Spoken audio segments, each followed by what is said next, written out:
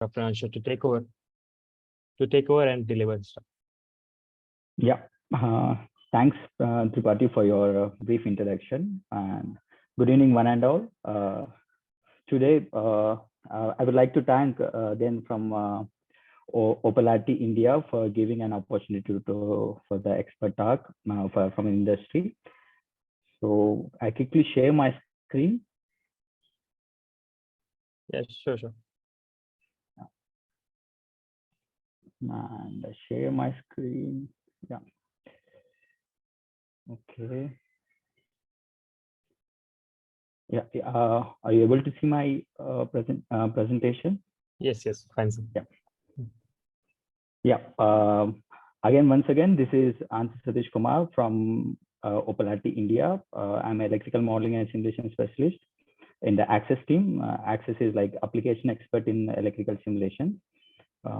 We have different branches in the Access team, and we have same Access we have in Montreal, USA, and we also have in Germany and China. So we work all together to deal with different electrical simulation and modeling. And yes, before jumping into the topic, today I'm going to deal with role of real-time simulation in the energy transition era.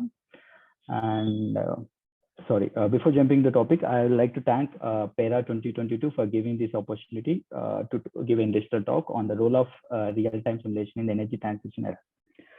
So coming to the presentation, the outline of presentation is like this. Like we see the introduction, what causing the energy transition, and we see that what causing the change in the power system diagram in both the AC and DC grids because of this energy transition. And we cover, we also see like what are the control expectations from different IBRs or different elements of the power systems.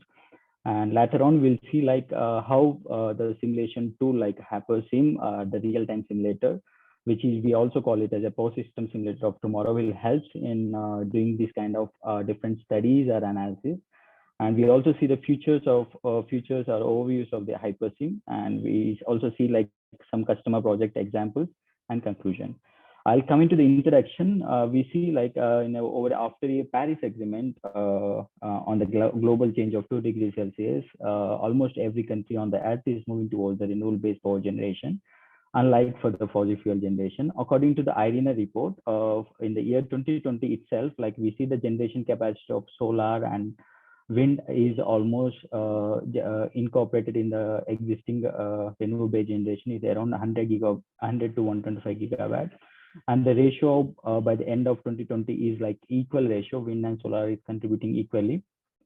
And coming to the continental wise, like what was the anticipated growth in case of renewable generation? In case of onshore wind, it may be anticipated like from now in the Northern America, like from in the year 2018 from 107 gigawatt to 1,140 gigawatt. In Asia, we can say like from 231 gigawatt to 2,640 gigawatt.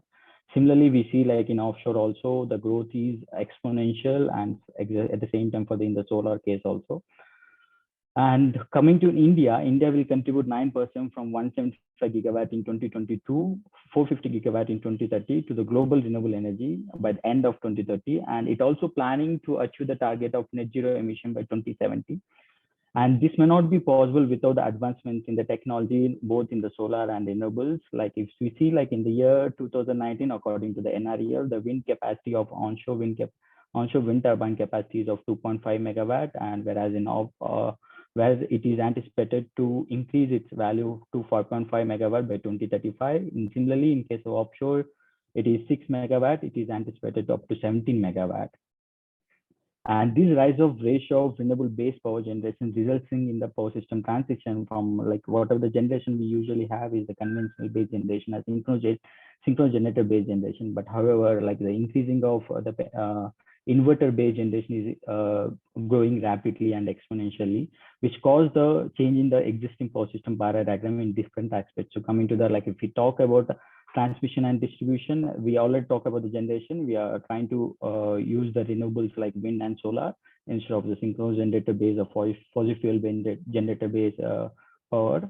And in case of transmission, we need an additional infrastructure which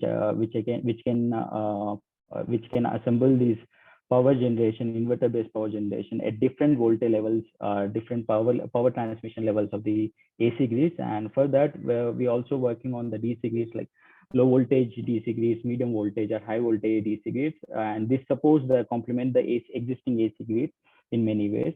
I'll come into the distribution side. We also seen like instead of a passive distribution system, we seen the active distribution systems where renewables also integrated in the distribution side. We also seen like microgrids and AC/DC grids operating in the islanded mode without any utility grid.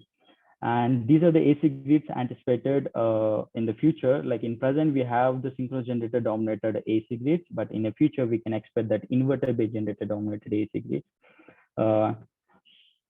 And coming to the DC grids, DC grids has its significance in the energy transition because it offer very less losses compared to the existing AC system for the high voltage power transmission. And it also depends upon the voltage levels. It also have good savings compared to the AC, and it helps remotely located renewable-based power generations to the significant load centers. And this is not possible without advancements in the VSC technologies that are happening over a decade, and which also complement, like if you go for a multi-terminal DC grids, it can help to integrate multiple renewable sources to the significant load centers. Further, it has the advantage of improving reliability, reduce capacity, reduce reserve capacity, reduce renewable curtailment, power exchange and trade, easy of maintenance, and at the same time reduce congestion in the transmission lines or existing AC grids. And with this, like this kind of AC and DC grids helps in integrating the bulk renewable resources from the main major load centers. But however, as we are moving from the synchronous generator dominated power systems to the inverter based resources dominated power systems, in the control perspectives, like especially in the considering the primary control, the anticipated expectation from the control side is as these. If we see, like if it is a synchronous generator dominator, we have a good sufficient amount of power reserve. So it is basically used to interconnection, like the DC grids, the AC grids are basically transmission systems are used to interconnections are used for the power exchange. But however, when we're having a partially synchronous generator dominator, like I mean to say, like if you're having a 40% of inverter-based resource generation and 70% of synchronous generator, and the inverter-based generation is also expected to provide some kind of active and reactive power control or DC voltage support in case of DC grid and frequency support. And in case of if you're having the ratio is reversed, like inverter-based reserve powers partially dominated compared to the synchronous generator, the ratio is like inverter base is 70% or 30%. In that ratio, we also expect the support like providing inertia, frequency, AC voltage support, black start, ancillary services, maintaining power reserves. And along with these support, in case of if it is a completely inverter-based resource dominated power system, we expect a grid forming controls, fast acting control operations, current limiting capabilities, fault right to and low voltage right to capabilities. And in order to achieve all these control aspects, and we need to validate these control aspects in the real time and in the different time frames of the power systems. Like if you see the different time frames, in the AC side, we have a few from tens of microseconds to the few of hundreds of seconds, and we have the DC time constant a bit faster than the AC time constants, and we have this primary control is in the few milliseconds to the few seconds. And we need to consider all complete time frame of both the AC and DC grids, and that needs a simulator or the real-time simulator, which is need to operate from the few nanoseconds to the milliseconds range. So in order to implement these kind of time frames, we usually go with the real-time simulators where the HyperSim is known for it, which can able to simulate in the simulation range, which is of basically maybe of a power electronics applications which need to operate at high frequencies, and maybe it is a pure power system which maybe needed to operate at 50 microseconds. So if you see like power system simulator, we also call it tomorrow's power system simulator because it can operate in the range of 250 nanoseconds to the 50 microseconds range based upon the application we are using for it. And moreover, it covers all the aspects of the power system from generation to distribution, and it also helps to do the different studies like voltage stability, frequency control, protection, microgrid, wide area mounting protection, and control. And at the same time, it also helps you to like interaction to understand the interaction between different uh, control strategies in the primary control. And coming to the futures, let's before like to show the what exactly HyperSim does and how it is very user friendly, and that can be understand to the few overviews to the future overviews of your HyperSim. You have simulation modes, like you can able to run the HyperSim in the both the modes, offline and on time. And here it's only take a very small step to switch from the offline to online that we see in the coming slide. And you have a good performance and accuracy. We have extensive library, and we have different model communities. We support different user defined models and Python code models. And we also have scope view which helps in data acquisition and signal processing. We have different test communities, test automations, IO types capability for all needs. And we have third party software compatibility, like we also support EMTP, and we support like importing the MATLAB, PSCAD. We have completely FPGA based electrical simulation, which especially used for to understand the dynamics of the switching exact application. We can say it in the power electronics. We have the phasor domain simulation toolbox, communication network, which supports all protocols as per the IEEE standards, and we have extensive application lane. Because of time constraints, I go with few simulation modes that helps you like how HyperSim is good enough to do all kind of studies, which is of different time frames. I'll come into the simulation mode, as I said, by simply switching like from in the settings, by simply switching from the offline to real time, you can able to change the offline simulation to real time simulation, and it is very easy. And no need of like building the model or wait until the build the model kind of. It's simply like when you click on the run, it simply run on the real time. It's as fast as as fast as other compared to other softwares. And if even if you go for the offline simulation, you can able to simulate up to 1 microsecond without losing any accuracy or precision in the simulation. And you have more speed, and if suppose if you want more speed, you can also request for the demand cloud simulations, which also helps you with the number of processing fees, and it helps you for the fast simulations. And coming to the solver performance, and the solver we are using is the Supra, and this solver is a is very advanced solver which able to cover different applications of from maybe a power electronics based applications to the power systems based applications where the time frames might be differ. It helps automatically split the network based upon the process we are having. Maybe it is you are operating in the offline simulation, which is of a Windows operating system, or you may operating the real-time simulation, which is of Linux operating system. And coming to the precision and accuracy, you may see like this is one of the FPGA-based MMC converter, where this MMC converter is simulated in the FPGA. And we see the accuracy of the real-time and offline. We can see that the accuracy is pretty good, which is having the less than 1% sometime and less than 0.5%. And this is the scenario where pole-to-pole outage has been considered in the HVDC link. And coming to the real life network, this is the one of the Canadian network, transmission network, JSPC. I'm not sure, like I'm pronouncing it right. Which is like as a future, like as we discussed previous, like it is a future grid where the most of the generation is from the renewable sources, and we are having synchronous condensers, and we're having the different transmission levels, and based upon the power generation of the wind farm, they are integrated at different transmission levels or different voltage levels in the AC grid.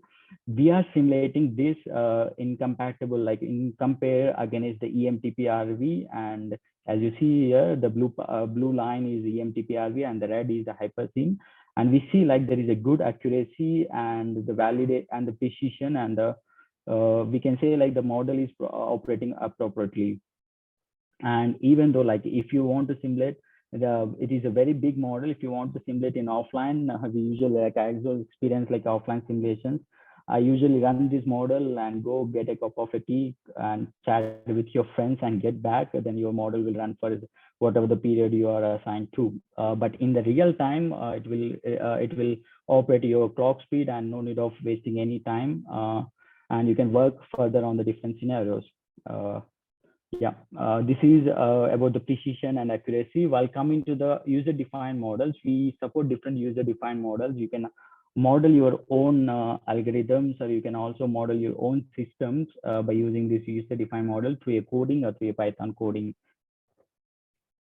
And coming to the compatibility, we can say that we are the only one software which supports all other power system softwares like Simulink, EMTP-RV, PSSC, PSCAD, and DLL core simulations. Like if we this makes users to become a user friendly and simply switch from offline simulation to the real-time simulation in a very quick manner. Instead of building all the models in the real time, we can simply import, or we can also give the compatibility like for the softwares like EMTP-RV.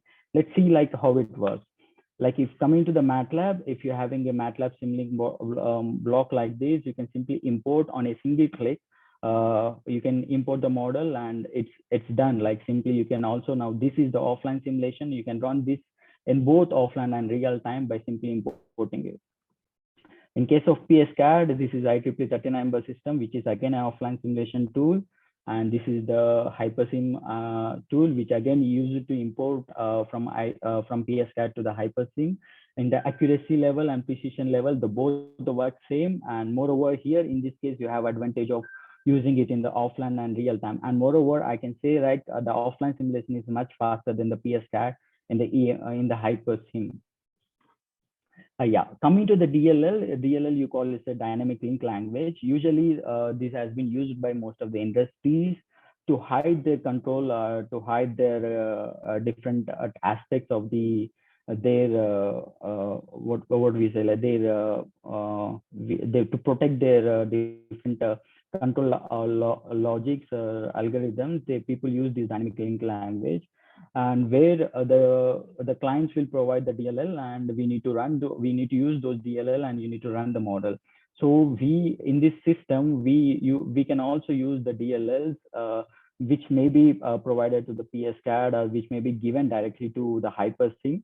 We can use as a PMU measurements, and we can also use it for the different control strategies for a higher level control for active and reactive power controls. And we can also use for measurement of wind turbine local measurements, and control and converter control for the converter control too. And these dynamic link language also helps to run the simulation a bit faster compared to the actual models. And as I said previously, like if you want to simulate for the power electronics guys, especially the power electronic part in the real time, and that may not be lost accuracy as good as your hardware, we support with EHS, with FPGA-based simulation toolbox, where you need not to worry about mathematical model, need not to worry about like whether you are FPGA expert or VHDL programming or Verilog programming guy. No need to worry about the Xilinx block set or Xilinx FPGA tools. You simply need to know like what is the schematic diagram. We extensively support the library of these schematic diagrams, and you simply make a schematic diagram, and directly by using a EHS solver, you can dump that into the FPGA, and which runs as good as your hardware in your real time. And that make HyperSim on demand. Why? Because it covers differently all aspects, like from power electronics applications to the power system applications, and both power electronics applications in the power systems. So that make differ from the other tools coming to the simulation tool of HyperSim, and which makes it on demand, and which also cause the reasons for using these HyperSim in the different projects and different areas. Like coming to the hydrocubic,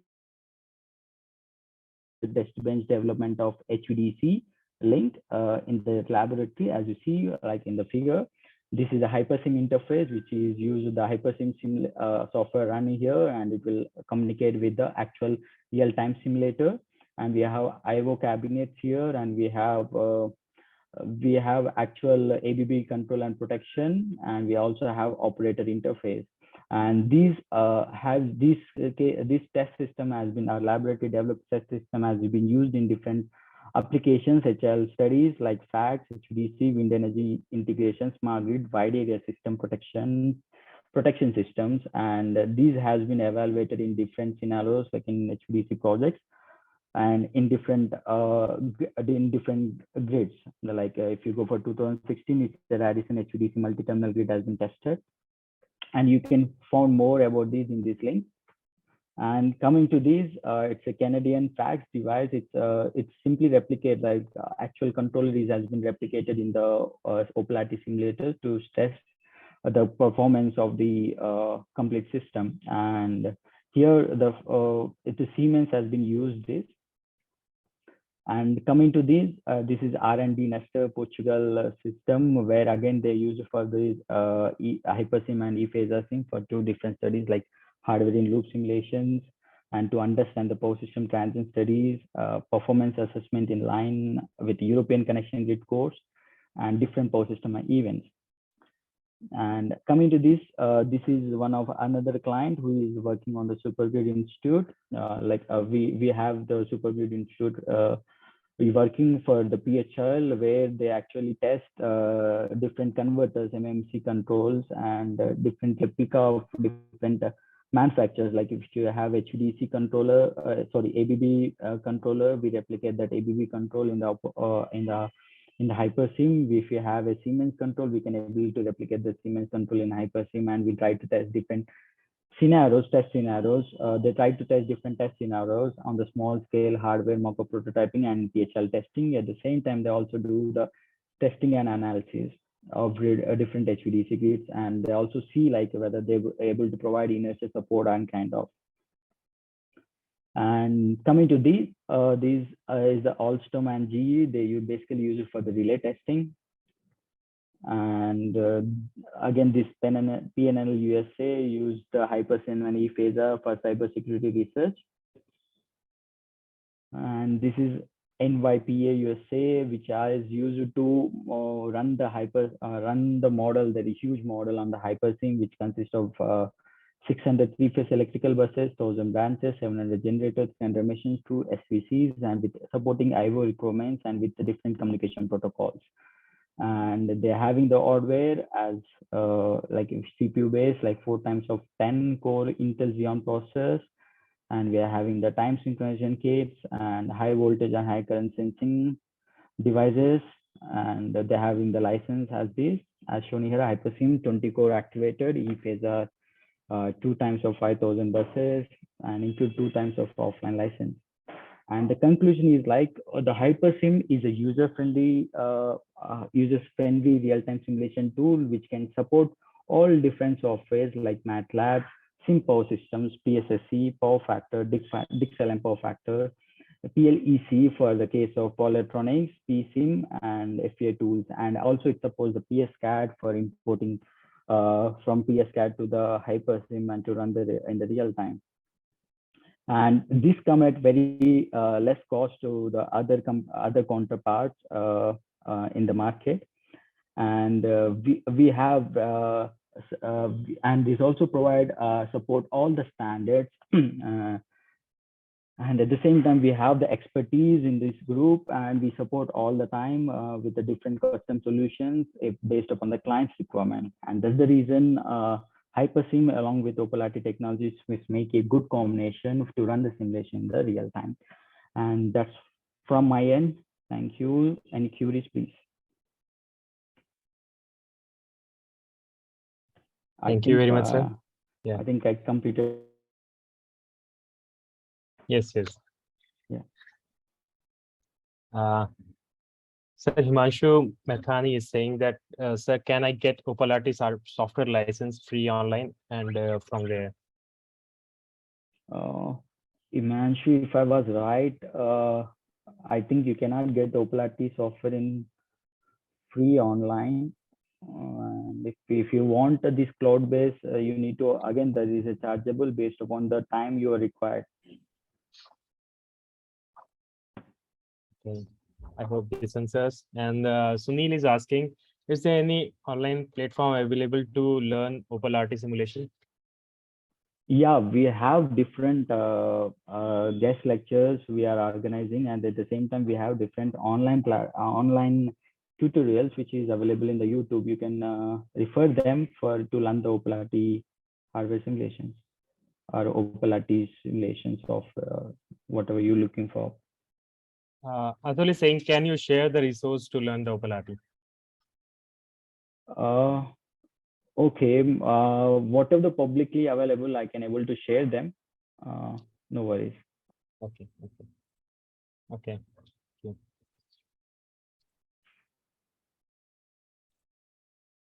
I think there are. Hello.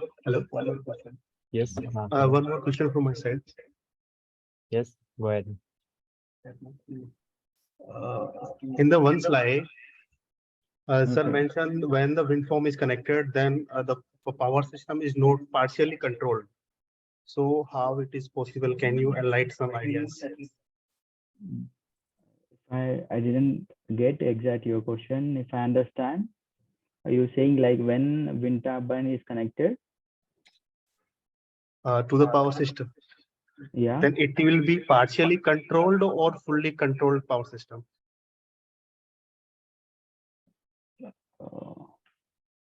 I'm not sure which slide you are talking. As an initial slides. I don't know. I lost my control here. Okay.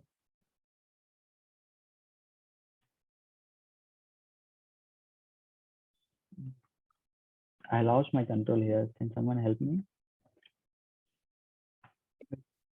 I can see your cursor moving, but slide is Yeah, not. I can't. I'm not. I can't move the slides. That's the reason. Maybe if you. Maybe, yeah, Jitendra, I think like I said, like partially dominated inverter based generation. I feel it's not a partially controlled. Like when we having like partially dominated inverter based generators, we need to have more control aspects added to the with respect to the inverter based generation. If we see like when we having a synchronous generator dominated power system, we have an ample amount of power reserves, and we have the exciters to look after the AC voltage fluctuations. We have these power reserves which look after the frequency fluctuations or frequency changes by changing the load or during any events.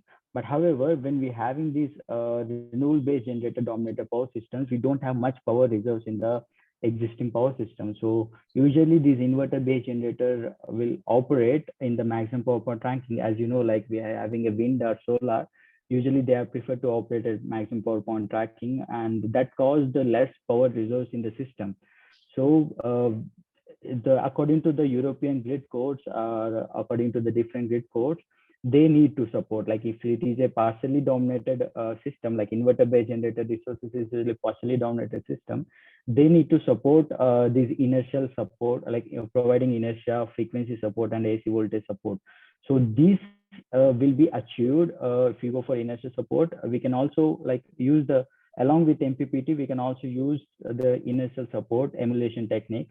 Like we also have INEC, like in case of wind turbine, which has been developed by the GE. That kind of controllers can be used in order to extract the support from the wind turbines. And moreover, if you come to the like frequency support or AC voltage support, definitely we need to have some kind of energy storage systems. We need to maintain some kind of power reserves such that can be helpful in regulating the primary frequency control or AC voltage in the inverter based generator dominated power systems. Okay. So Himanshu Methani is saying that can I have a OPAL-RT training? Is it going to organize anywhere? Currently, like we have internal training, but we are planning actually maybe in a couple of months or maybe in a 3 months, we are planning actually. The talks was going on to create to make like a workshop specifically on the OPAL-RT simulations and OPAL-RT tools. So once we finalize that event, that might be helpful. Like anyone can join and can learn the OPAL-RT. Yeah. Okay. So Sunil is asking, what is the minimum and maximum sampling frequency in OPAL-RT? you see, like by using EHS, we are going up to 500 nanoseconds. So you can understand 500 nanoseconds. Yeah, by using that, yeah, 500 to 200 nanoseconds. Yeah. Okay. Another question from Sunil is that can we use OPAL-RT for GAN converters? Yeah, that's what actually the EHS is trying to do. We are using for high frequency applications, specifically by concentrating on the polytronic sides or drive side. So that was the target of EHS software. Yeah, we support.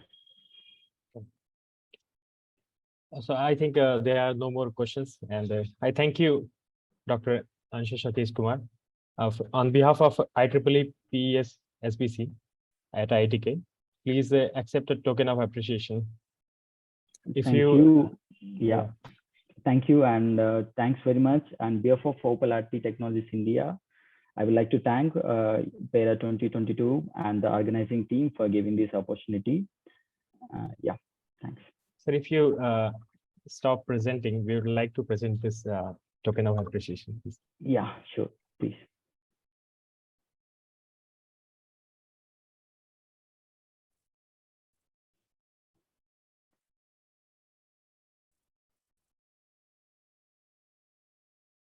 So can you please share the contact details in the chat box? Okay.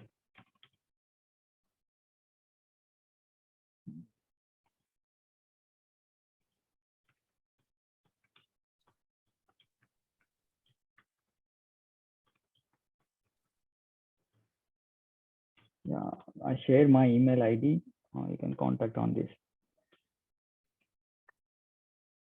Okay, sir. So on the behalf of IEEE PES SBC at IITK, thank you very much for this engaging talk and etc. token of appreciation from our side. And I hope to have you in the future editions of PERA. Thank you very much, sir. Yeah, thank you. Thank you. Yeah. For all the participants, we will have next talk at 6:30. So please join us back. Thank you.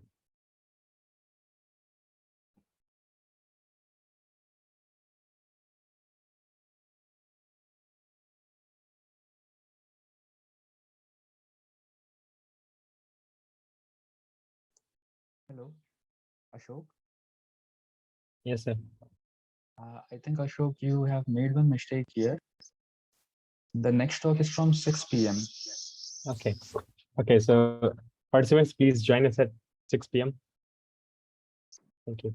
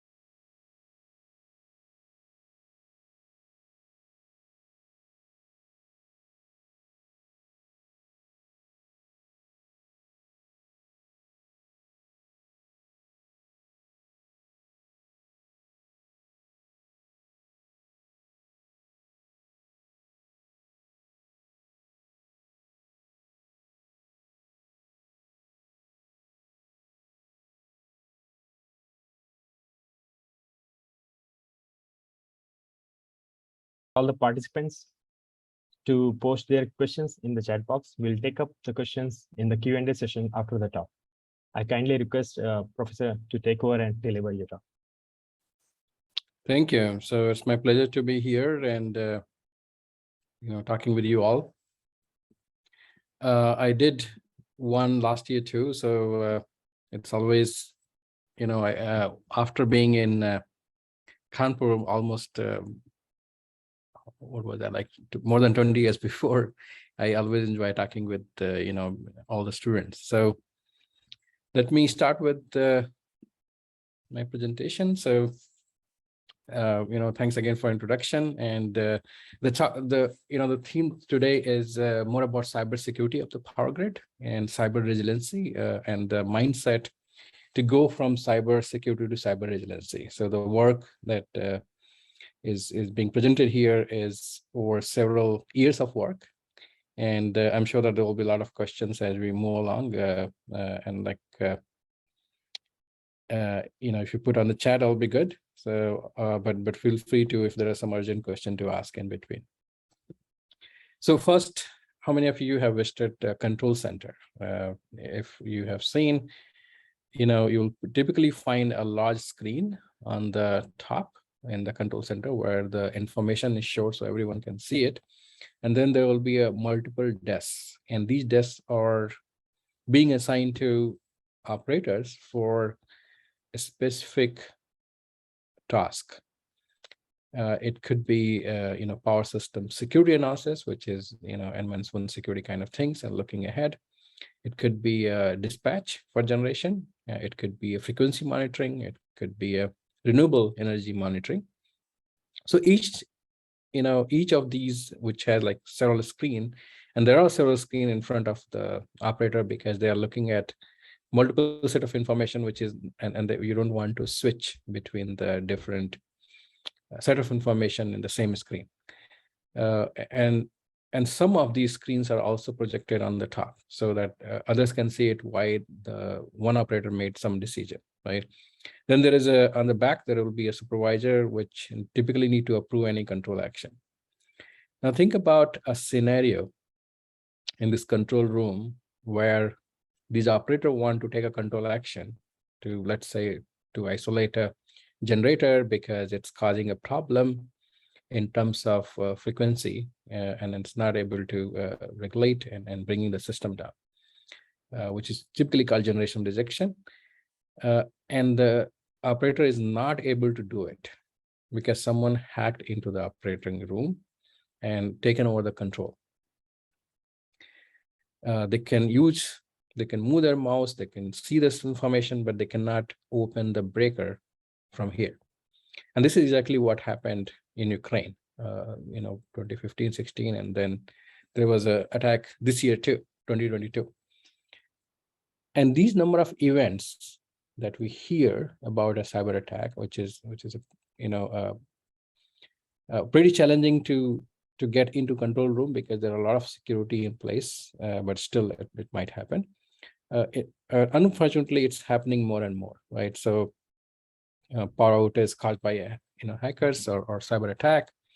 We do see more and more news about that. And then almost everywhere, South Africa, India, and everywhere. Ukraine was the first one for demonstrated impact in terms of power outage, right? And as an engineer, and you all are, basically graduate students, first thing we have to think about it, what we can do about it, right? And everyone has its own perspective of what we can do. I have my own, and I think there is a lot to do to understand the problem and understand the problem for each grid, because cyber system, which is supporting the grid, is different for each each country and each control room and each physical system with cyber supporting it from substation to bring the data, SCADA system. It's done by different company or different vendors, and there are some common things with in all these, basically SCADA and infrastructure for information, but there are some differences too. And the whole process of IT versus, which is information technology, cybersecurity versus OT, operation technology, cybersecurity, and vulnerability versus risk, all these need to be analyzed and taught in different way. And the reason for that, because as a computer scientist, you will think differently. As a power engineers, you will think differently. And as a policymaker, you will think differently, right? So the thought process need to change to understand the exposure, risk analysis, attack surface. Second thing, which is basically the theme of today's talk, is that what tools we can provide. Because right now, in all the control center, we have isolated the IT information and OT information with the power grid operation. So typically you'll have a NOC, which is Network Operations Center, which will get all the cyber information. And then you'll have a power grid control center, which will get the power information. And the reason was that a NOC or Network Operations Center was built to support the failure of different servers and basically link. It was not built to study the cyber physical system, which is basically the interdependency of cyber network on the power grid and power grid dependency on the cyber network. And because it was interdependent, so we could have easily had two different operation center and do not worry about tools which integrate or marries these two information together. And then third, becomes if we have these tools, how do we validate? The reason for that, we cannot put these tools because the cyber attacks are not happening in the power grid so often, right? So if you develop these tools, you don't want to wait when the cyber attack happens and then validate these tools. So we have to have a test bed. And this test bed is very, very different than what we typically used to use, like a PSSC or PSLF or Power World or even Met Power, because we are talking about end-to-end systems, which has a large number of cyber devices, networks, and with all the real IEDs where the attack might happen, right? So again, cyber attack is going to happen only on digital devices, right? Not on something like analog device which is not connected. So those digital devices are at the substation. So we need a test bed for end-to-end system. And then all of these, let's dive into the detail and look at what we can do about that, right? So first one is cyber vulnerability and threat.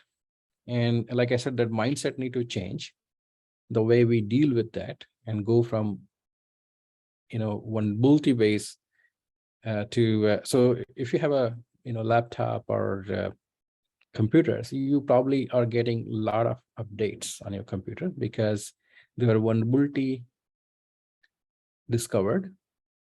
And if there is any software to defend your computer, then they will be sending you update, or which is called patch, to fix that vulnerabilities.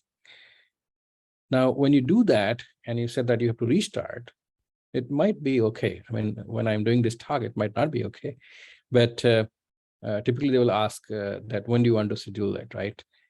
You can restart. In the power grid, we need these cyber devices 100% of time. We don't have a downtime to upgrade or update those devices. So it is a big challenge. And we are talking about almost same number of computers and devices, or maybe even a little bit less, but it's still millions of devices we're talking about in the power grid, which need to be patched for a specific vulnerability, but cannot be taken out or taken down from the system because it's a critical, right? But the main thing which I which I think is the mindset from IT security, the way the computer security work is very, very different than power grid security. And let me explain through a story. So this is World War II, as you see on the top, 1939 to 1945. Imagine, a lot of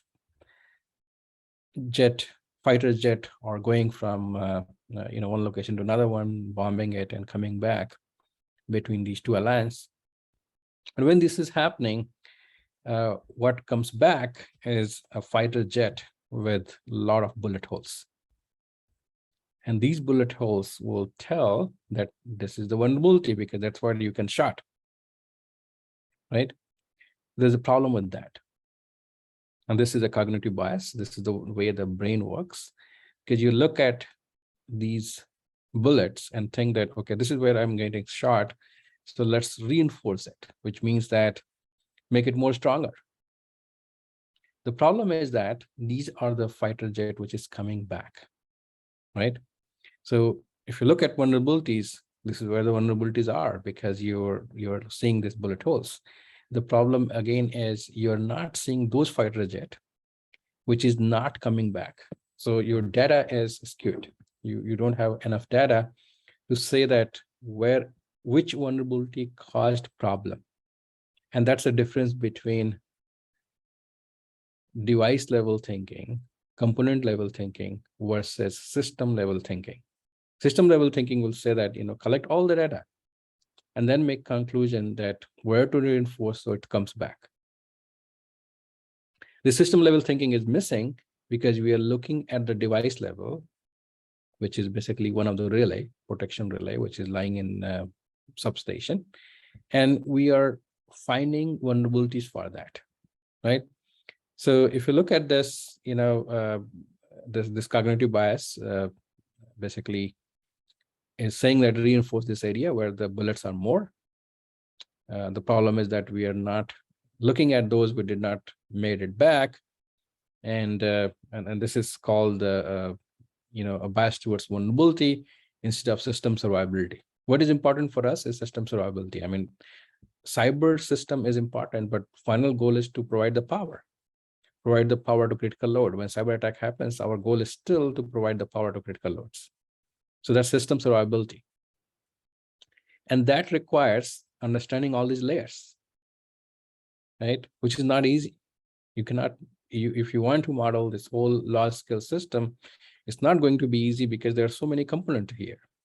So there are physical components, there are protocols, which is being used to run those physical components. And these physical components are all over from generation to transmission to distribution to DERs to customer. And now even customer has actually more number of digital devices with the IoT devices compared to what we will have in the other places in the generation transmission substation. But number of digital devices at each places are becoming more and more because there are a lot of advantage of doing that for more efficient, for more reliable, and more flexible operation, right? Now, if you go in terms of zone, which you see on the right side of this figure, in terms of process, field, station, station is the one where we put all the devices, and then going all the way to the market layer. And on the top, the ultimate goal is to provide the power while following this business objective, which is making money. And sometimes there are some generation company which is non-profit, so they're not making money. Their objective is to provide power. And then there are some regulatory framework and political framework that they need to meet, right? In this one, again, vulnerability and attack surface is increasing. And the first thought is patch it and fix it and call it secure. It's not going to work because first, we have millions of devices. And even if you want to fix and patch it, it is going to take years and years because there are too many, right? And then second thing is that it is not going to help us in system survivability because if attack happens on the most critical one, which you're not looking at, then again the grid will come down.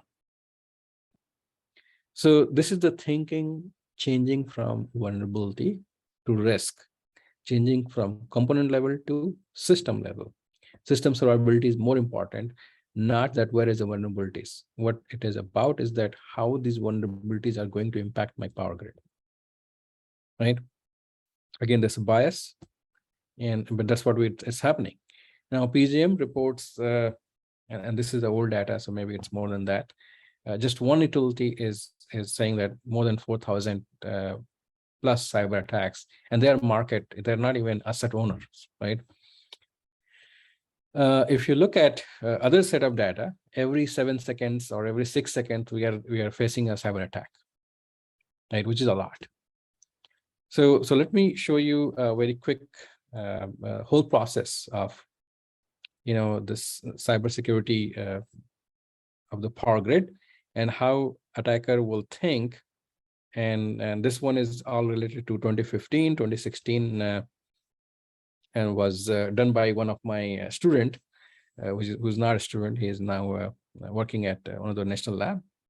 Cyber attacks are rising in numbers every day.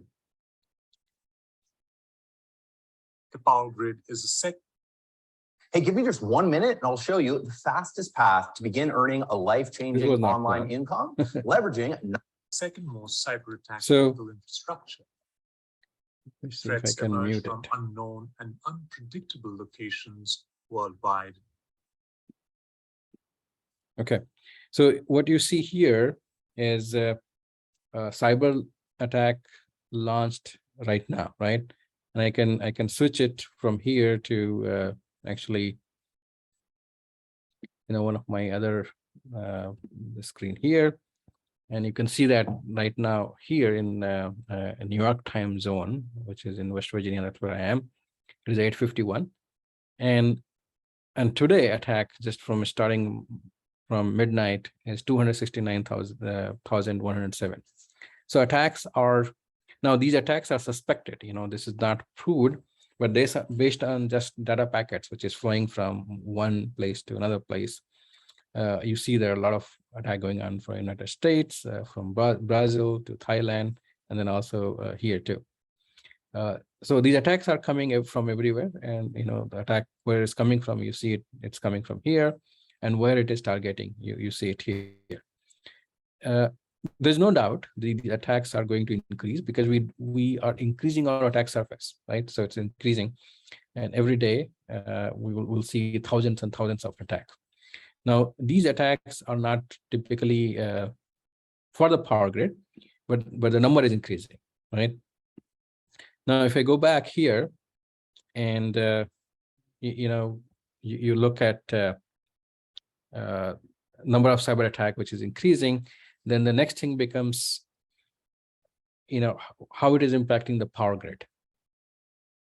And there are a bunch of websites that you can go to and see the real-time attack right now, right? From Kaspersky website, and the one that was showing is FireEye. And each of those will only show you a suspected attack, right? Now, unfortunately, there is a lot out there. So if you go to the shodan.io, which is the search engine for the Internet of Things, it will tell you that what is connected to the internet right now. And now if we go and search for, let's say, the power grid component, it will also tell you that what is connected, what component in the power grid is connected to the internet. Ideally, it should not be, right? I mean, it should be only at the end. But there are a lot of devices which is in substation. Why you will connect to the internet? It should be connected to the closed, which is we call kind of behind the firewall, and its own network, private network. But there are many devices which is connected because someone wants to update it, or someone wants to monitor it. So there's a lot of information which is none of these devices should be on the internet, especially if it's a SCADA device. But as you saw, that there are a lot which is connected for different reasons. Now here you see attacker screen, and you see, just go a little back. So this is explaining the, Ukraine attack. So in Ukraine attack, you see two things here. And let me point out that most of the cyber attack that happens is started from a human phishing. In fact, 95% of attack that I've seen in the system, in different infrastructure, that's where the human is involved. Now, in this case, this black screen is attacker, the white screen is power grid operator. They get an email, and of course the attacker need to send like 10,000 email before one opens the wrong link, right? So it will look, and most probably that email will be very, it will not look like fishy. So it will look like a more real, and it says that review as soon as possible because this is your employment report. Typically, people care about their employment success and everything, and they will click on that, and that's where the malware will make its way from attacker to the computer, which is being used by employee. And then this employee will will basically open that, and then which is we call phishing has happened. So the 3 steps has been done. Now we have to escalate. So from the computer of employee, you have to go to OT site, right? And then you need to just monitor that what is going on the OT side. And why it will go from IT to OT side? Because the attacker does not have access to the operation technology devices, but this employee has. And because employee is going to access the other computers, other devices from his computer, because they have password and everything, direct access. So with each access, malware will keep progressing into the network and monitoring that what he's doing, or so basically all the activities is being monitored. Password is being basically now open, unknown to the attacker. And after some time, once it makes all the way till different thing, now they have full control through that computer to open or basically take control of different devices. Okay, so this is how was happen in Ukraine attack.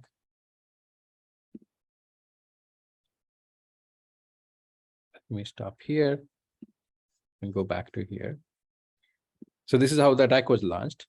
Now, the next thing is that, and this is a summary of that, all of different steps that you take as attacker to get into the very secure, with direct to this part, which is not connected to internet part, but you can access it with multiple authentication. So again, the fact that 95% of all successful cyber attacks are caused by human error or human clicking on the link, which they should not. And again, you only need one person out of 10,000 employee or 1,000 employee to do that. So we talked about vulnerabilities, and I also discussed that we need to change our thinking from vulnerability to risk. And what is risk is basically a threat which we need to identify. Then vulnerabilities. So vulnerabilities are exactly the same thing which typically exist in your computer of different softwares, which can be exploited by attacker. And typically we try to patch it. So in the Power Grid also, we call it Cyber Vulnerability Exposure, CVE, and those are published in National Vulnerability Database. Almost there are 200,000 vulnerability that is discovered so far. But remember that these are for each different kind of devices. Typically, if there's one company which is installing a lot of devices, it will have a same kind of vulnerabilities. So the 200,000 is several millions of vulnerability that exist in our Power Grid devices. it has a solution because most of the vendors are required. If vulnerability is exposed, then they're required to develop a solutions. But it's not necessary that utility will go for it and fix it. Just like that in your computer, sometime you can ignore that. I don't want this update because I'm doing something, and then later it does not happen, right? So risk is important, not vulnerabilities, again, because we need to rank them. We need to decide that which one is more important. So how do attacks is a really complex, set of action that can be taken, and there are multiple ways it can be launched. Persistence is, of course, the first one. Then privilege escalation that we just saw that from IT to OT, and that how it happens, and then defense evasion. I will not go into detail of these, but this is very useful if you're working in this cyber security. This is called MITRE framework for cyber security analysis. You can look at that. Now, let me come to the tools, and then talk about test bed, and then quickly wrap up. So for tools, the one thing which is important is going from vulnerability to risk, and also from cyber security to cyber resiliency. But when you talk about cyber resiliency, what does it mean, right? So resiliency means ability of system to survive after an attack, right? And how do we measure that? So that become a big question. So this is what we looked at in our lab, in our research lab, and we developed multiple different tools, and that's what I'm going to talk about. But what we realized that in real time, your vulnerabilities are known, but which one has been exploited is very challenging. And the reason is that just looking at the data from IT may give you some information that what has been compromised, but my interest is more on what has been compromised, what has been manipulated in the power side, right? Because you need to fix that immediately, which means that I need to look at the power data and cyber data at the same time. So detecting anomalies without knowing that this anomaly is caused by cyber system, cyber attack, cyber failure, or it is caused by a expected failure, which is like a fault, and something is happening in the physical side. Also, sensor can go wrong, right? Sensor might be giving you wrong information. So I need to detect anomaly first without knowing that what kind of anomaly it is, and then classify it into physical and cyber, and then say that, okay, cyber is cyber failure or cyber attack. We need to detect that part. So we call it 3 steps, anomaly detection, classification, and then root cause analytics to tell that why it happened, because then only I can fix it, and then localization, right, that where it is. So again, when you think about these tools, we are targeting different things. So one is information security, which already exists. We are using it in our computer from IT a lot, right? Encryption, digital signature, public key infrastructure. Infrastructure security, where we have to go, and still we have some of the solution already in place, is network monitors, analyzer, secure firewall, protocol servers. Application security, that's where we are not there at as the way we should be doing, because from risk analysis is needed compared to vulnerability analysis. Attack resilient algorithm is needed in our system, and then real-time anomaly detection, and then also false data. If you detect it, then we mitigate it. And then physical security is, which is of course very important and has been important in the past. So looking at all these things, cybersecurity framework, of course, identify which is what vulnerability exists. And again, what vulnerability exists is what we discover is not going to tell us about all the vulnerabilities, right? Because it's a process to discover vulnerabilities by which is called penetration test. There are some vulnerability which we do not know, and those are non-zero vulnerability, a non-zero day zero-day attack, we call it. So unknown vulnerabilities and known vulnerability, we need to identify that.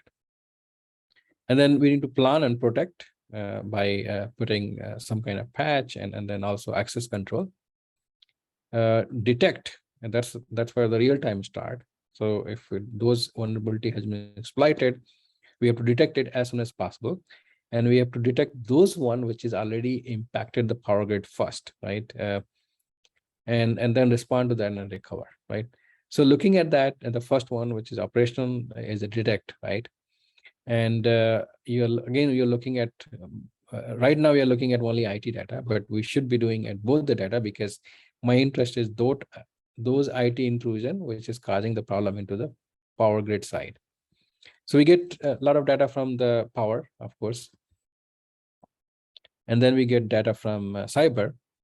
Again, the first step is anomaly detection. Then even before classifying, we need to tell the operator that there's something going wrong. So be careful that what action you take. You don't want to take a control action when some anomaly is happening. So alarm will go to operators, and then anomaly classification will be doing in parallel into cyber and physical. And then there are some data anomaly, which means data is wrong. And then there are some event anomaly, which means that event has happened, real event. And then those events are either cyber or physical. And then we have to localize those. And then we have to rank those, right? Once we rank those, then only we know that which one to fix. And as you can imagine, all of these need to be done in, basically less than a second, so that we can take action as soon as possible. And then finding a root cause is important, because then only we are going to fix it and take a control action. And that's what helps in decision support, which is taking a control action. And sometimes, we don't need to take control action because it's not impacting our grid. So first thing is anomaly detection. And if you look at the set of data and we apply a lot of different algorithms, what we realize that one algorithm is not going to give you a result. So one, you can do the state estimation, which we typically do. It is not going to give you a result in a fraction of a second, right? And especially if you have a dynamic state estimation, of course, it's going to take more time. So data science-based algorithm or statistics-based algorithm or unsupervised algorithm is going to be a faster. And but what we realize that there is no single algorithm which will give you result all the time. So if you're looking for 95% accuracy or 99% accuracy, then none of these is going to work, right? Each of these needs a lot of tuning effort.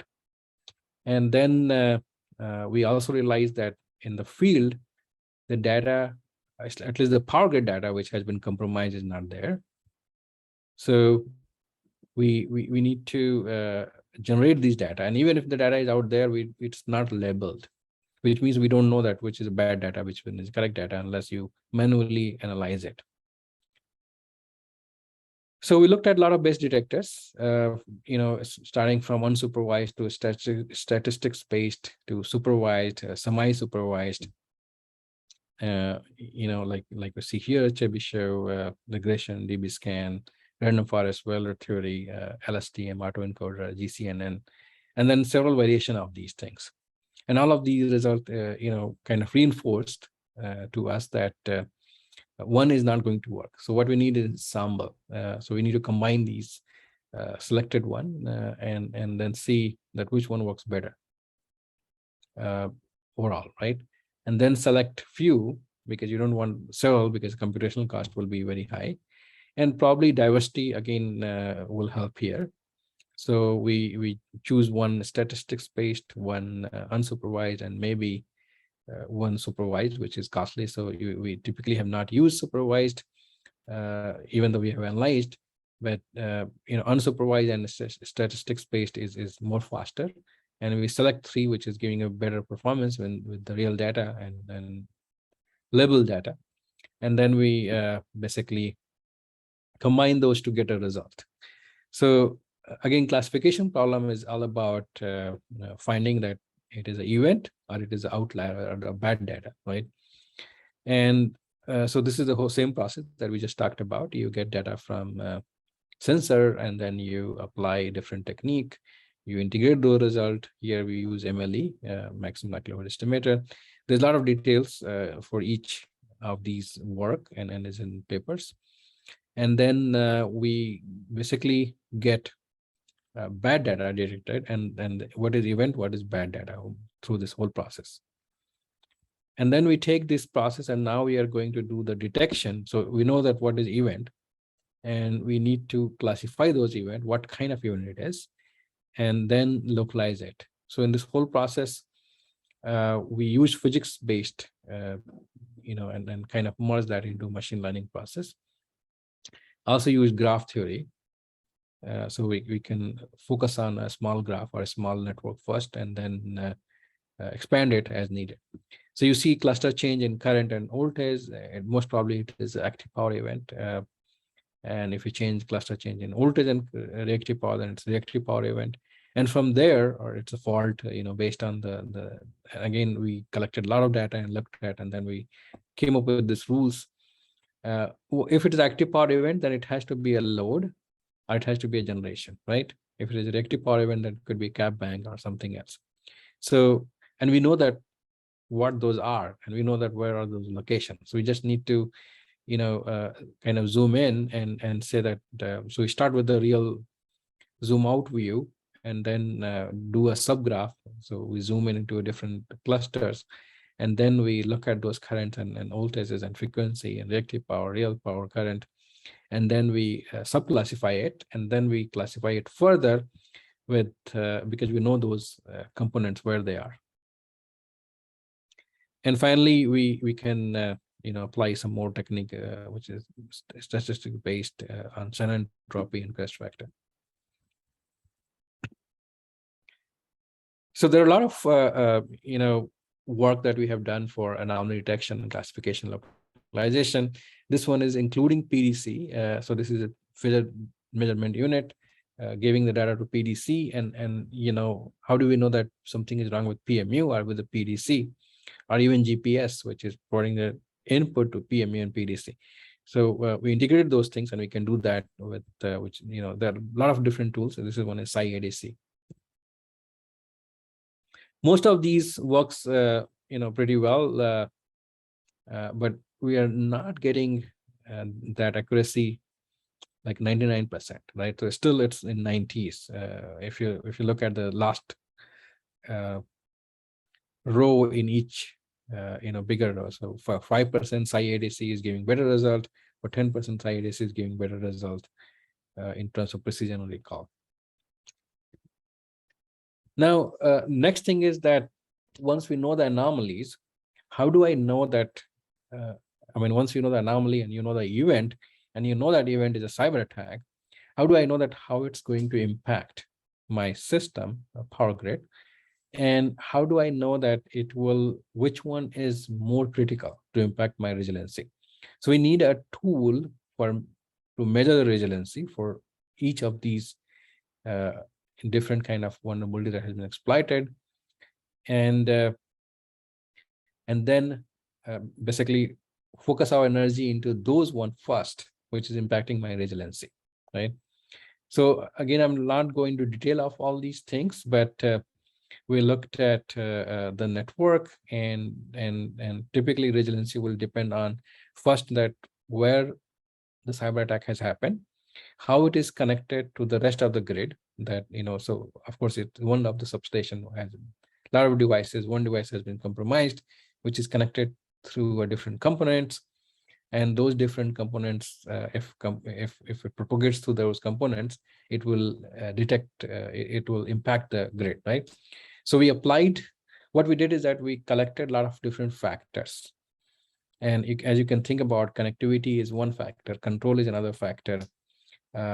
Once you know that what has been compromised, and all these factors we combine through a multi-criteria decision-making process. So AHP is one, and analytical hierarchical process. There could be other multi-criteria decision-making process where you get a lot of factors and you need to combine and integrate that to get a single factors, right? So based on that, we developed different tools. So Canvas is one of the tools that I was showing the video about that we used for distribution grid. Cypher is for microgrid, typically used for Army microgrid. Then CPSAM is which we are maintaining now, is for distribution system and microgrid, and CP-TRAM is for transmission resiliency metric.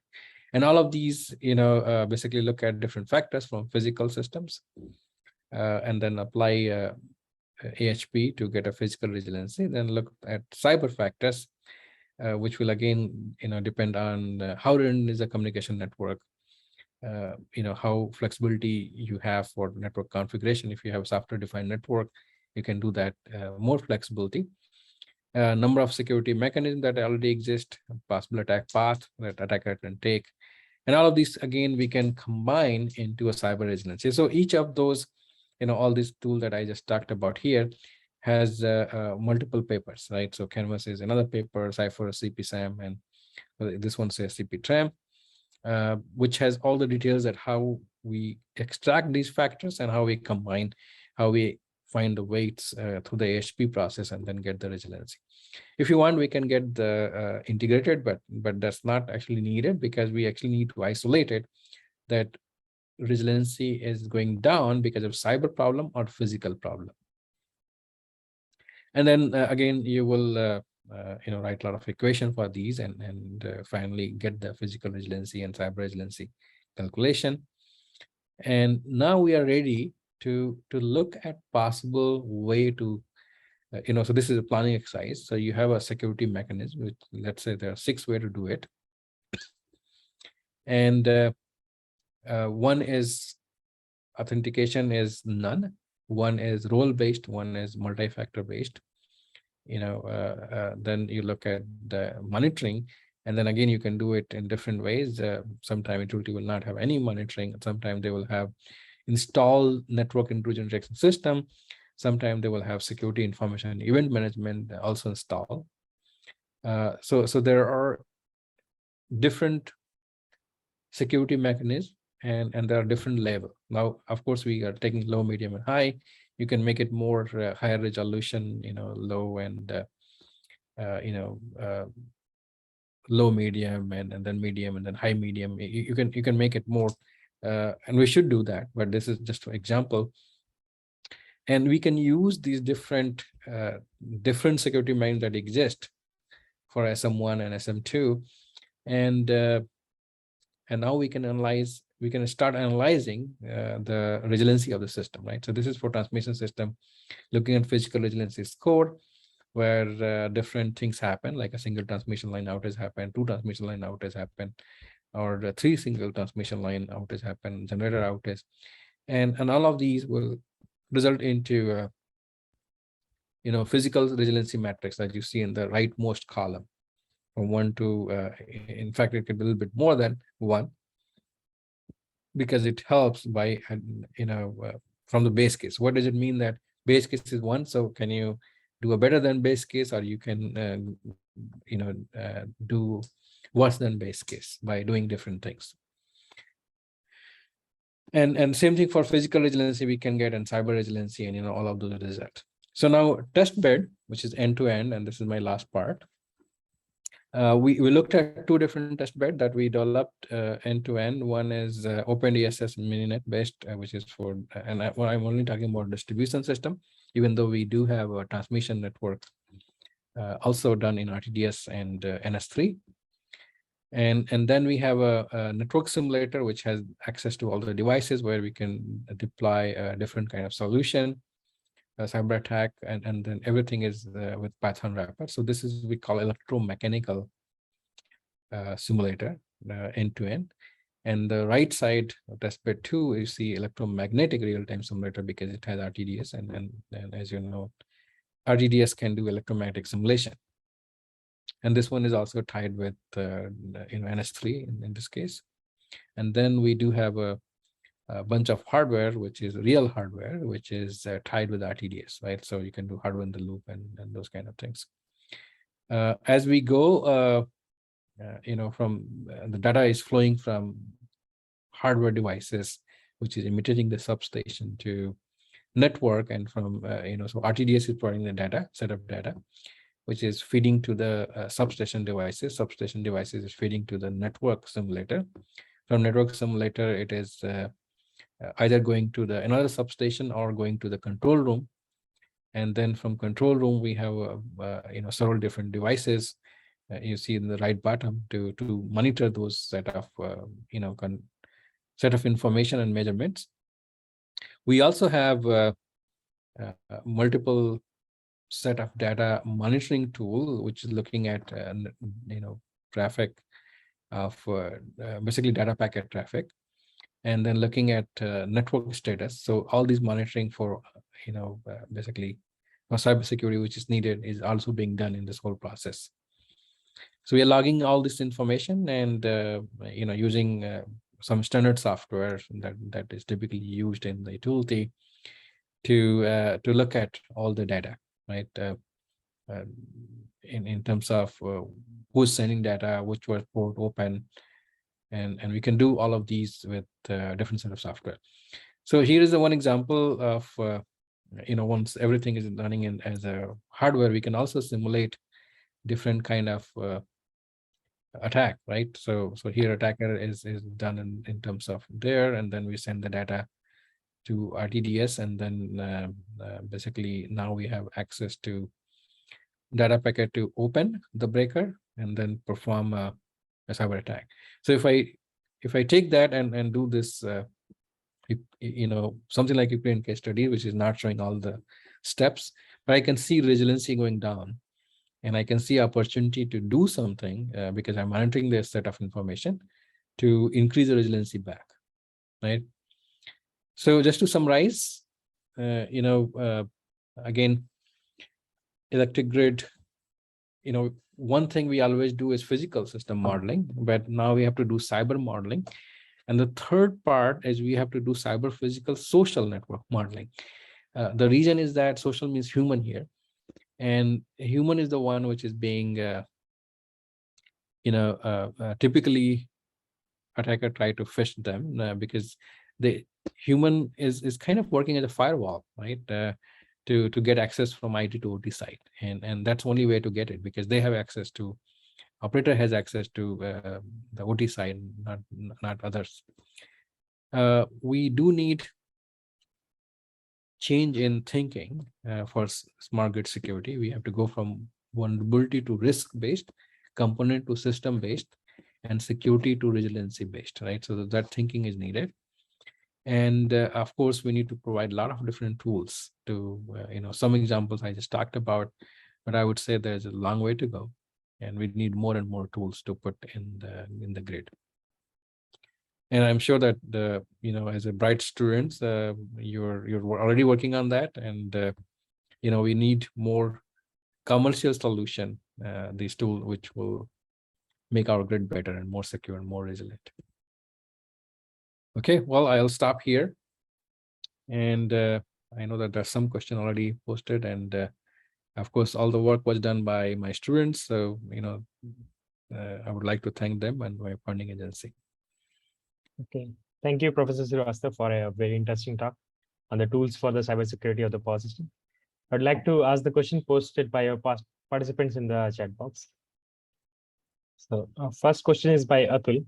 Can a hacker who attacks corporate or government websites hack the power system too, or are there different type of hackers for the power systems? Yeah, so the starting point is same. Like I said, that you need to get to IT side first, which means that the server which works for email and everything, which is open for public, and then power system network is not open for public. It is designed to be accessed by a limited number of people with access control, and then which is we call DMZ, demilitarized zone. But a person who's checking their email also have access to with authentication to the OT side or power system side. So it will start from in the same way, the way you can use the corporate, but you need a employee or someone with our engineering services provider or vendors who have access to the OT side. So we have to, attacker need to hack them first, or do some kind of attack through them to get into the power side, system side. So same attacker, the starting point is same, but the destination is different. Okay. I hope this answers Mr. Atul's question. We have a question from Sunil that, sir, can we say a grid is becoming smart? As the grid is becoming smart, it is becoming more prone to cyber attack. If so, then in terms of control schemes of microgrid or distribution system, among distributed or centralized control scheme, which one is safer from cyber attack? Yeah, I mean, this is a great question. And in general, we cannot claim that which one will be more safer. But we can claim, and in fact, some of our paper shows that distributed is more resilient, which means that in distributed, and answer depends on a lot of different things, because what kind of monitoring you have. So by doing the distributed, which means that you are pushing the intelligence or control more towards the edge. In that process, you have to now secure more number of devices, right? And of course, everything is, we want to make it secure, but we do not have enough budget to securing everything with the top possible security mechanism. So we need to secure something which we call high critical assets, and then there are some critical assets, and then there are some less critical assets. So if we want to implement security mechanism, it will make the engineering access and make the convenience less, right? So for example, power grid control center is very, very, very secure. No one can get access to that from remotely unless you are in the control room. So it's highly secure in terms of access control, right? But it's not convenient. So if someone wants to upgrade the device, they need to go into the control room and then do it. They cannot do it from remotely. Same thing for high voltage substation. We want to make it more secure, and you cannot, it will not allow you to remotely. So you need to drive there and then upgrade and update it, right? So these distributed will require some kind of control and intelligence in more number of devices, which means that each device has some more impact on the grid control. And now those all become more critical. While in centralized, you're only reading the data. You're not sending the control into the same devices. You're sending the control through another channel to another devices. And you need to make secure those one. So distributed is going to expose more, which means cyber attack surface will increase, but it will be more resilient, because even if it's attacked and you can detect it, other distributed controller will keep working and keep, again, more resilient, because our ultimate goal is to get the system work and provide me power. And distributed can make it possible. While centralized, once it's compromised and once it's down, then we don't have a control schemes to get the power grid going, right? So answer depends on multiple different things, what monitoring we have, what security mechanism we have. But in general, distributed should be more resilient compared to centralized. Okay. Next, we have a question from Jitendra. Will increasing participation of prosumers into the modern distribution system escalates the rate of cyber attack? It will, because prosumers are, once they start producing the power, they need more control. They need more IoT devices in the distribution system. So again, it is going to expose or increase attack surface. So the rate of cyber attack will increase as we include more and more cyber devices.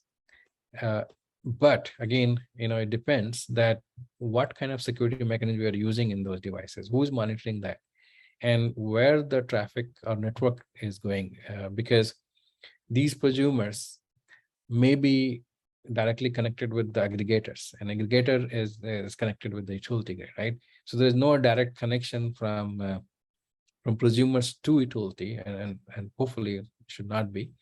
So in that way, again, based on the configuration, where the data traffic can go from one point to another point, it will depend, but attack surface is increasing with that. Okay. So our next question is from Harindra Pal Singh. what is the worst case, software or hardware hacking of any power system network? Yeah, so in in terms of vulnerabilities, it doesn't matter that it's software or hardware. And when we say hardware, it is basically hardware running a software, right? Because hardware itself, has to have a digital data flow in and out, and then only it can be compromised. If it is a hardware where the digital data is not flowing in and out, then it cannot be compromised. It's not connected to anywhere. So the connection comes from the data flow, and the software which is running the hardware is the one which is going to be compromised. Now, there are some hardware security which typically deal with a different kind of design problem. So I hope that's what not is being discussed here, because hardware vulnerabilities is all about how the hardware is designed, and can someone change the design in the manufacturing process so it is compromised, like all the supply chain issues and everything. Where so when it is hardware is being designed, you put a device which is coming from basically another country, and only they know that what is inside. So it is more prone because one person cannot even scan that what vulnerability exists here. So that's different kind of security. But once it's in the system, then it is all about software hacking. Doesn't matter it's the pure software or software in the hardware which is being run, right? So both will be important. Software running on the on basically software tool, and hardware running a machine code based software to run those for real time. And we need to look at both and rank them, that which one is more important. Okay. Last question is from Himanshu Methani. Sir, how AI ML plays a role in inhibit the act of cyber attack on the grid?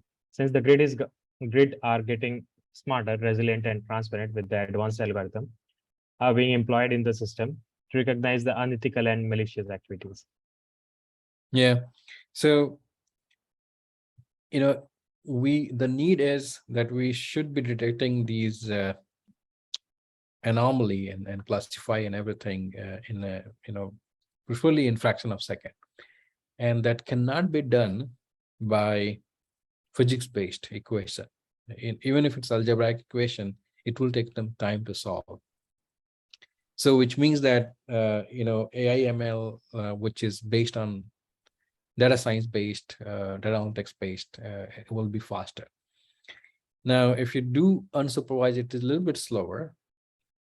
And but there is no doubt that AI and ML is going to play more and more role in terms of I don't call it cyber attack detection, because I think you need to detect anomaly first, and then from anomaly we need to detect that it is a cyber attack or something else. Because in the first goal, well, there are tools in AI which we can use to do all the steps together, which is possible. And some of our paper with Pacific Northwest National Lab has been published, which is in one go you're doing anomaly detection, event detection, and classification all together. But I think it is not scalable. So but anyway, AI and ML will play a lot bigger role, because our existing way of anomaly detection and event detection with the state estimation is slow. Okay, I hope this answers Himanshu's question. Thank you again, Professor Srivastava, for a very informative session. I hope our participants get benefited from this. We would like to share a token of appreciation. Yes, please accept a token of appreciation from IEEE PES SBC at IIT Kanpur for being a resource person for the PERA 2022 edition. We would like to have you in future editions of PERA, maybe for a physical interaction in the future. Thank you very much, sir. Thank you. Yeah, I really appreciate it. For the participants, please join us back tomorrow at 10 a.m. Indian Standard Time. We will have an expert talk from Professor Ramakrishna Gokaraju. The topic will be intelligent islanding. transient stability prediction and controlled islanding to prevent large-scale blackouts. Thank you, everyone.